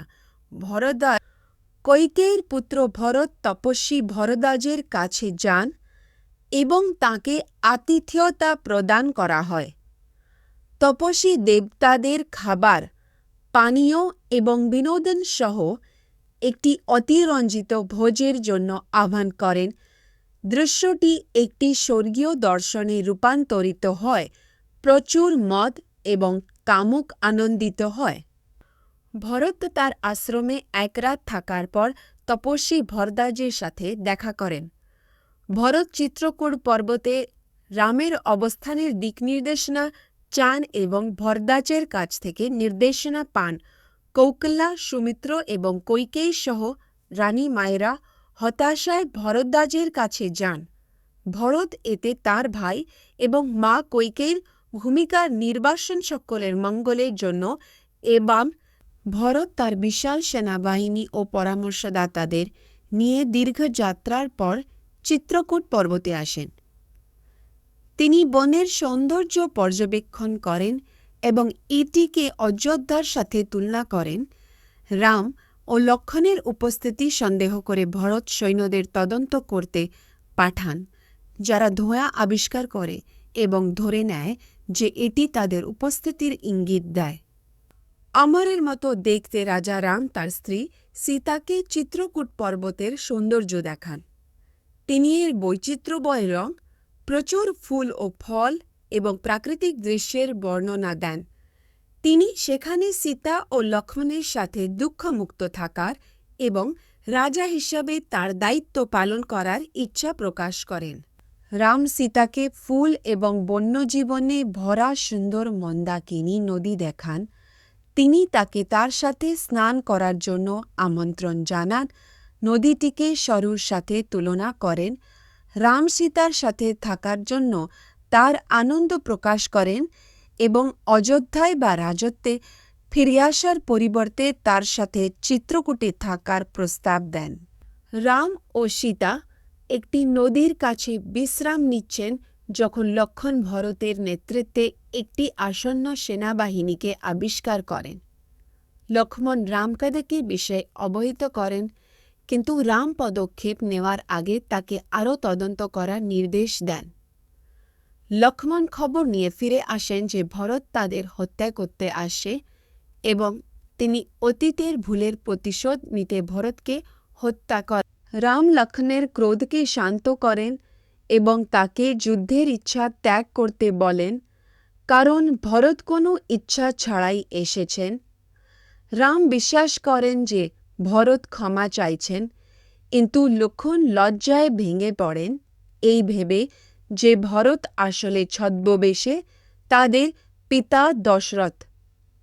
ভরত তার ভাই রাম ও লক্ষ্মণকে খুঁজে পাওয়ার জন্য উৎসুক হয়ে নিষাদদের নিয়ে বন অনুসন্ধানের জন্য সৈন্য পাঠান। তারপর তিনি ব্যক্তিগত এক বিশাল দল লোক ও পরামর্শদাতাদের নিয়ে পায়ে হেঁটে সমস্ত দিকে ঘুরে বেড়ান যতক্ষণ না তিনি তাদের খুঁজে পান। তিনি বিশেষ করে তার পিতার রাজ্যে রামকে রাজা হিসেবে স্থাপন করার বিষয় দশরথের পুত্র ভরত শত্রুঘ্ন ও সুমন্ত্রের সঙ্গে চিত্রকূটের রামের বাড়িতে আসেন। তিনি দেখে অত্যন্ত আনন্দিত হন যে ন্যায্য রাজা রাম তার রাজ্য থেকে নির্বাসিত হয়ে জঙ্গলে সন্ন্যাসীর জীবন গ্রহণ করেছেন। ভরত কান্নায় ভেঙে পড়েন, তার ভাইয়ের উপর যে দুর্ভাগ্য হয়েছে তার জন্য শোক। রাম ভরতকে তার পিতার রাজ্য ও শাসন সম্পর্কে জিজ্ঞাসাবাদ করেন, অযোধ্যা প্রশাসন সম্পর্কে বিভিন্ন প্রশ্ন জিজ্ঞাসা করেন, যার মধ্যে রয়েছে প্রজা, ব্রাহ্মণ এবং যোদ্ধাদের প্রতি আচরণ। রাম ভরতের পরামর্শদাতা, সেবক এবং রাজ্যের প্রতিরক্ষা ব্যবস্থা সম্পর্কেও অনুসন্ধান করেন। শেষ পর্যন্ত ভরত তার পিতার অনুপরিচে কিনা তা নির্ধারণ করার চেষ্টা করেন। কৈকেয়ীর পুত্র ভরত রামকে তার নির্বাসন সম্পর্কে জিজ্ঞাসা করে এবং তাকে রাজা হিসাবে অযোধ্যায় ফিরে আসার জন্য অনুরোধ করে। যাই হোক, রাম ব্যাখ্যা করেন যে তিনি তার বাবার আদেশের বিরুদ্ধে কাজ করতে পারবে না এবং দণ্ডকে 400 বছরের নির্বাসন সম্পূর্ণ করতে হবে। ভরত রামের পায়ের কাছে পড়ে যায়, তাকে রাজ্য গ্রহণ করার জন্য অনুরোধ করে। ভরত রামকে বলে যে যেহেতু সে রামের চেয়ে কম বয়সী, তাই তার প্রতি নৈতিকতা প্রযোজ্য নয়। সে রামকে অযোধ্যায় ফিরে আসার এবং তাদের পূর্বপুরুষদের উত্তরাধিকারকে সম্মান জানিয়ে সিংহাসনে বসার জন্য অনুরোধ করে। ভরতের আগে তাদের পিতার আত্মাকে শত্রুঘ্নকে জল দিয়েছিলেন, কিন্তু রামকে এখনও তার শ্রদ্ধা জানাতে হবে। এখানে যাকচৌকের একটি সংক্ষিপ্ত সারসংক্ষেপ রয়েছে। রাম তার বাবার মৃত্যুর খবর শুনে ভেঙে পড়েন। তিনি জ্ঞান ফিরে পান এবং তার ভাইদের সহায়তায় মন্দাকিনী নদীর তীরে অন্ত্যেষ্টিক্রিয়া সম্পন্ন করেন। বশিষ্ঠ দশরথের স্ত্রীদের সঙ্গে নিয়ে রামের আশ্রমের কাছে যান। কৌকল্যা রামের পিতাকে দেওয়া একটি গুঁড়ি পিণ্ড দেখে আবেগে অভিভূত হয়ে কান্নায় ভেঙে পড়েন। পুত্রকে দেখে সুমিত্রের সহ রামের মায়েরা অজ্ঞান হয়ে পড়েন, কিন্তু তার স্পর্শে সান্ত্বনা পান। তারপর ভরত এসে রামের কাছে মাথা নত করেন এবং বশিষ্ঠে ভরত রামকে সান্ত্বনা দেয়, তাকে রাজ্য গ্রহণ করতে এবং বিজ্ঞতার সাথে শাসন করার জন্য অনুরোধ করে। এটিকে একটি শক্তিশালী গাছের সাথে তুলনা করে, যা তার বাবার মুক্তির জন্য রাম ভরতের কথাগুলি প্রত্যাখ্যান করে যে জীবন সংক্ষিপ্ত এবং অপ্রত্যাশিত এবং মৃত্যু অনিবার্য। তিনি ভরতকে তার বাবার মুক্তির ভরত রামকে জঙ্গলে না যাওয়ার জন্য প্ররোচিত করার চেষ্টা করেন। একজন নেতা হিসাবে তার নিজস্ব গুণাবলী এবং দক্ষতার কথা উল্লেখ করে। তিনি রামের কর্তব্য ও নৈতিকতার বোধের জোর দিয়ে বলেন যে তিনি সঠিক শাসক এবং রাজ্য পরিচালনা করা উচিত। ভরতের আন্তরিক অনুরোধ সত্ত্বেও রাম তার সিদ্ধান্তে দৃঢ় থাকেন, যা উপস্থিত মানুষ শত্রুঘ্ন ভরতকে তাঁর ন্যায্য সিংহাসন দাবি করতে এবং তাদের পিতা রামকে নির্বাসনের প্রতিশ্রুতি থেকে মুক্ত করার জন্য আহ্বান জানান। তিনি ভরতকে মনে করিয়ে দেন যে তাদের মা তার বিবাহের যৌতুকের অংশ হিসাবে তার এবং তাদের ভাইয়ের নির্বাসনের জন্য এই বরের অনুরোধ করেছিলেন। শত্রুঘ্ন ভরতকে এখানে সৌরভ শব্দের একটি সংক্ষিপ্ত সারসংক্ষেপ রয়েছে। জাবালি, একজন ব্রাহ্মণ, রামকে তাঁর তপস্বী জীবন ত্যাগ করার এবং অযোধ্যার সিংহাসন দাবি করার পরামন মুহূর্তে বেঁচে থাকার গুরুত্ব উল্লেখ যে পর্যন্ত ত্যাগ করার দামালি অযোধ্যার সিংহাসনের গুরুত্ব উল্লেখ করে রামকে রাজতন্ত্র গ্রহণ করার আহ্বান। রাম জাওয়ালির নির্বাসনের অঙ্গীকার পরিত্যাগ করার পরামর্শ প্রত্যাখ্যান করেন, সত্য ও ধার্মিকতাকে সমর্থন করার উপর জোর দেন। তিনি যুক্তি দেন তাঁর চরিত্রটি শাস্ত্রীয় নীতিগুলির প্রতি তাঁর আনুগত্যের দ্বারা সংজ্ঞায়িত হয়, বাহ্যিক ক্রিয়া বা উপস্থিতি দ্বারা নয়। রাম সত্যের পথের প্রতিশ্রুতি ঘোষণা করেন, যা তিনি বিশ্বাস করেন যে বশিষ্ঠ রামকে বলে যে সে অযোধ্যায় ফিরে যেতে পারে, কারণ জাওয়ালির সতর্কতা কেবল একটি পরীক্ষা ছিল। বশিষ্ঠ তখন অযোধ্যার প্রথম রাজা ইক্ষ্বাকু থেকে রঘু রাজবংশের বংশবৃত্তান্ত রামের কাছে আবৃত্তি করে, জ্যেষ্ঠ পুত্রের সিংহাসনের উত্তরাধিকারী হওয়ার এবং তাদের পূর্বপুরুষদের নৈতিক ঐতিহ্যকে সমর্থন করার গুরুত্বের উপর জোর দেয়। বশিষ্ঠ রামকে তার আত্মীয় স্বজন এবং দরবারীদের সদ্গুণের সাথে রক্ষা করার দায়িত্বের বিষয়ে পরামর্শ দেন।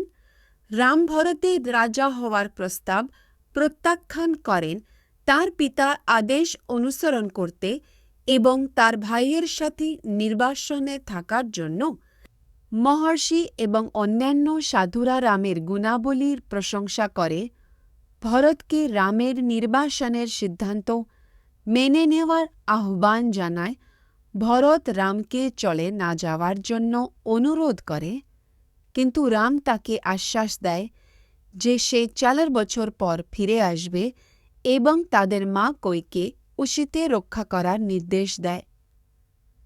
রাম তার চোখে অশ্রু নিয়ে চলে ভরত তপস্বী ভরদ্বাজের সঙ্গে দেখা করেন, যিনি তাকে সিংহাসন ছেড়ে দেওয়ার রামের সিদ্ধান্তের প্রশংসা করেন। ভরত বর্ণনা করেন যে কিভাবে রাম তাকে তার জুতো দিয়েছিলেন, যা তাকে রাজ্য শাসন করার সুযোগ করে দেবে। ভরদ্বাজের সঙ্গে দেখা করে ছুটি নেওয়ার পর ভরত তার বাবা ও মায়ের অনুপস্থিতিতে শোক। ভরত অযোধ্যা আসে, অন্ধকার এবং বিষণ্ণতা অনুভব করে, স্বাভাবিক আনন্দ এবং উদযাপনের শব্দ অনুপস্থিত। সে রামের নির্বাসনে তার দুঃখ প্রকাশ করে, উল্লেখ করে যে শহরটি তাকে ছাড়া তার সৌন্দর্য এবং আকর্ষণ হারিয়ে ফেলেছে। ভরত তার বাবা দশরথের বাষ্পীভূত হয়ে তার মৃত্যুতে শোক প্রকাশ করে। ভরত রাম ফিরে না আসা পর্যন্ত অযোধ্যা শাসন করার অঙ্গীকার করেন। কর্তৃত্বের প্রতীক হিসাবে তার জুতো ব্যবহার করেন। তিনি জুতো স্থাপন করেন এবং রাজ্যের দায়িত্ব গ্রহণ করেন। একজন সন্ন্যাসীর ভূমিকা পালন করেন। চিত্রকূটের সন্ন্যাসীরা খরার নেতৃত্বে রাক্ষসদের উপস্থিতির কারণে উদ্বিগ্ন, যারা তাদের হয়রানি ও হত্যা করছে। একজন পিতৃতান্ত্রিক সন্ন্যাসী রামকে তার সাথে অন্য জায়গায় চলে যাওয়ার পরামর্শ দেয়, কিন্তু রাম থাকার সিদ্ধান্ত নেয়, অবশিষ্ট সন্ন্যাসীদের আশ্বস্ত করে যে সে তাদের রক্ষা করবে।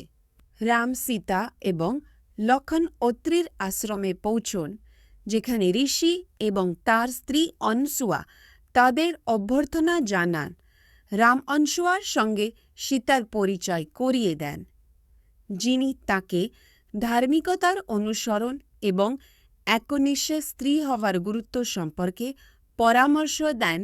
অনসুয়া তার আত্মীয়কে ত্যাগ করার জন্য এবং গর্ব ত্যাগ করার জন্য সীতা অনসুয়ার কাছে তার গল্প বর্ণনা করে যে কিভাবে রাম একটি স্বপছন্দ অনুষ্ঠানের মাধ্যমে তাকে জিতেছিলেন। তিনি তার বাবা জনকের সাথে তার জীবন এবং রামের সাথে তার বিবাহের কথা বর্ণনা করেন। সীতা গল্প শোনার পরে অনসুয়া আনন্দিত হয় এবং সীতাকে উপহার দেয়, তাকে রামের কাছে ফিরে যেতে বলে। অনসুয়া একজন মহিলা সন্ন্যাসী রামের স্ত্রী সীতার সাথে দেখা করে। অনসুয়া তার স্বামীর প্রতি সীতার ভক্তিতে মুগ্ধ হয় এবং তার স্বামীর সেবার গুরুত্ব সম্পর্কে তাকে নির্দেশ দেয়। সীতা তার গল্পটি বর্ণনা করে যে কীভাবে রাম তাকে একটি স্বপছন্দের অনুষ্ঠানে জিতেছিলেন, যেখানে তিনি ঐশ্বরিক ধনুক বাঁকিয়ে তাকে বিয়ে করার অধিকার অর্জন করেছিলেন। সীতার